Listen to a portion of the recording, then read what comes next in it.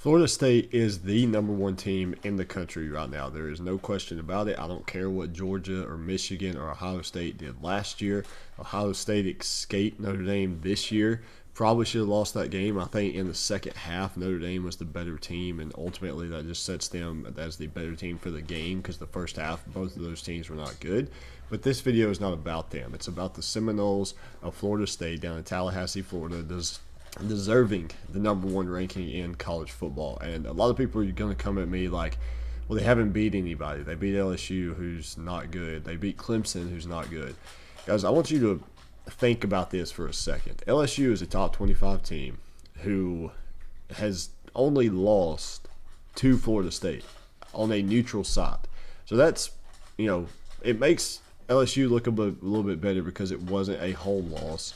And it looks Florida State look better because it was technically a road win. So then you go play Boston College. You dominated basically the entire first three quarters, and then you let them come back. You also faced a quarterback who not a lot of people had seen before. You didn't know how he was going to play. Jordan Travis got banged up in the second half. You could tell last week against Clemson he wasn't the same quarterback. Imagine how he was when he had the initial injury. So their play calling had to change. The dynamics of things had to change. The defense let up points, obviously, yes, but the entire thing as a whole wasn't where it needed to be. So then you fast forward to this weekend. Clemson. Everybody's like, oh, Clemson sucks. Clemson lost to Duke. Clemson didn't lose to Duke. Clemson beat themselves, and Duke got credit for the win. Go back and watch the game. Duke didn't do anything special to beat Clemson. Clemson had like 4 turnovers, 2 inside the 5, 3 inside the red zone. You're not going to win a game that way. I said this to a buddy of mine talking about Arkansas last week when they lost to BYU. Arkansas wouldn't have beaten North Texas, Nevada State last week with the way they played. It's the same way for Clemson. Clemson wouldn't have beat anybody on week one, that Labor Day night. They wouldn't have beat anybody. So, like I said, it just so happens that they were playing Duke that night. Duke gets credit for the win. Well, what do y'all have on Duke? Duke's a top 15 team. Duke's really good quarterback, pretty good offense. They were like, 3-9 2 years ago, 9-3 last year going to a bowl game.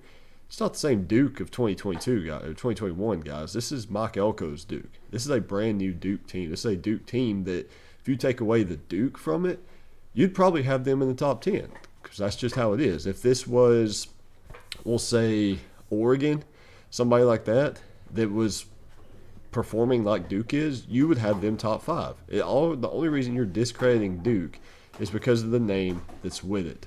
So stop discrediting Duke as not a good team to beat Clemson. Duke is a really good team. And guys, I'll tell you this right now, the AP poll has no clue what they're doing. Florida State goes on the road, wins at Clemson. Forget Clemson's not ranked, and they moved down. Georgia and Michigan are ranked 1 and 2 because of what they did last year. Last I checked, what you did last year don't mean anything. Look at TCU from last year, 12-0. Then you lose 2 in a row, or 2 out of 3. Now look at them. Look at Colorado. Colorado was 1-11 last year. Now look at them. Look at Alabama. Much better team last year than they are right now.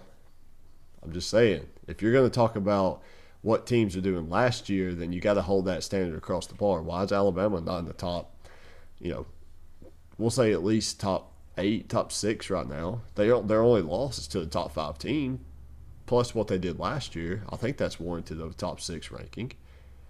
I'm just saying, if you're going to hold the standard, you got to hold it to everybody. So, again, Florida State, number 1 team in the country. I don't care what anybody says. Debate me in the comments, and we'll see who I have at my number 1 spot next week.